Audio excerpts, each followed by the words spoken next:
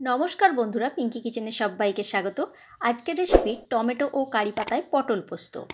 সম্পূর্ণ এটা নিরামিষ একটা রেসিপি। তার জন্য নিয়ে নিয়েছি 4 পিস পটল। পটলের গাগুলো ছুলে আর মুখগুলোকে সামান্য করে একটু কেটে নিয়েছি। পুরো গাটা এখানে কিন্তু ছুলে একবারে পরিষ্কার করে নিইনি। দেখো একটু একটু খোসা আমি এখানে রেখে দিয়েছি। আর টমেটোগুলো টুকরো করে কেটে নিয়েছি, তার বীজ এবং শাঁসটা ফেলে দিয়েছি। আর কিছুটা কারি পাতা আর পোস্ত নিয়ে নিয়েছি। এবার তাহলে রান্নাটা শুরু করা যাক। প্রথমে আমি পোস্তটাকে আগে বেটে নিচ্ছি। একটি শুকনো লঙ্কা দিয়ে পোস্তটা আগে শিলের মধ্যে বেটে নিচ্ছি। আর একদিকে গ্যাসের মধ্যে কড়াই বসিয়ে দিয়েছি। কড়াইয়ের মধ্যে দিয়ে দিয়েছি সামান্য পরিমাণে সরিষার তেল। তেলটা ভালোভাবে গরম হয়ে গেছে। খুন্তিতে করে খুব ভালো করে মিশিয়ে নিলাম কড়াইয়ের মধ্যে। এবার দিয়ে দিচ্ছি ওর মধ্যে কেটে রাখা পটল। পটলটা দিয়ে 3 থেকে 4 মিনিটের জন্য নাড়াচাড়া করে ভেজে নেব। গ্যাসের ফ্লেমটা মিডিয়াম টু লোতে রেখেই রান্নাটা আমি করছি। এই পোস্তটা অন্যরকম ট্র্যাডিশনাল পোস্তর মতন কিন্তু নয়, এটা একটু আলাদা ধরনের। আর এটা গরম ভাতের সাথে নিরামিষের দিনে দুর্দান্ত খেতে লাগে বন্ধুরা। দেখো পটলটা এক পিঠ ভাজা হয়ে গেছে। এবারে এই পর্যায়ে আমি দিয়ে দিচ্ছি সামান্য পরিমাণে একটু নুন। নুনটা দিয়ে আবারও একটু ভালো করে ভেজে নেব। এখানে কিন্তু হলুদের ব্যবহার আমি করছি না, যেহেতু এটা পোস্ত করছি সেই জন্য হলুদটা দিলাম না।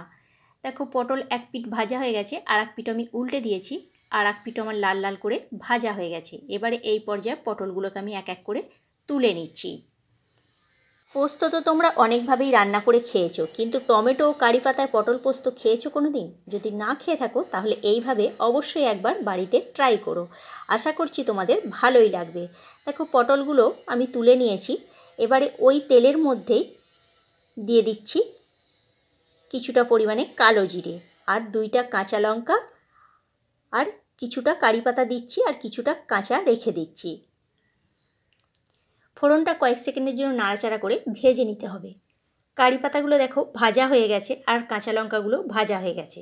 আমি যেহেতু পোস্তর সঙ্গে একটি শুকনো লঙ্কা বেটে দিয়েছিলাম, সেই জন্য এখানে 2টা কাঁচা লঙ্কা দিয়েছি।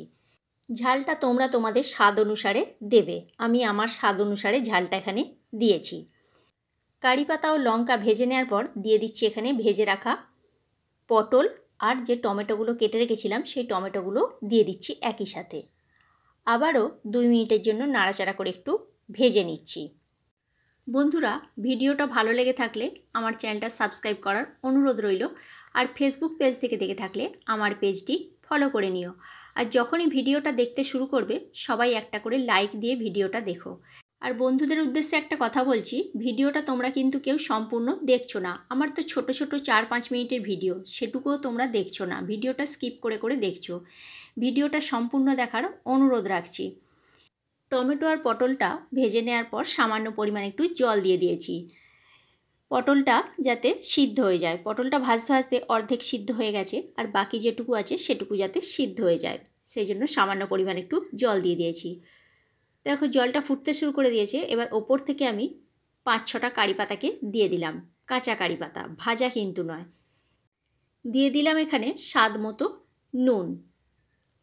নুনটা দিয়ে একটু খুন্তিতে করে মিশিয়ে নিয়ে এবার একটা ঢাকনা দিয়ে ঢেকে দিচ্ছি এখানে মিনিট 5-এর জন্য। মিনিট 5 পর আমি আবারও ফিরে আসছি, ঢাকনাটা এবার খুলে দেব।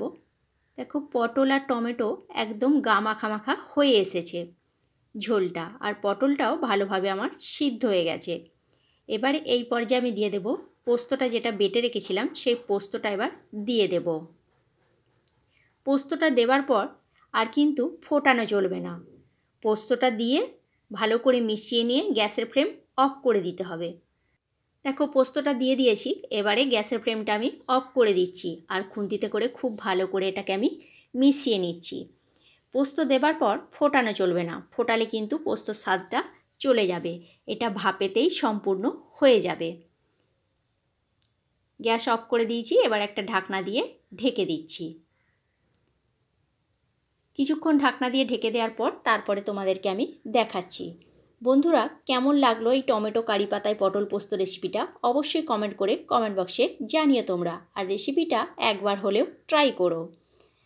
দেখো কিছুক্ষণ আমি ঢাকা দিয়ে রেখে দিয়েছিলাম, ঢাকাটা কিছুক্ষণ পর আমি খুলে দিয়েছি।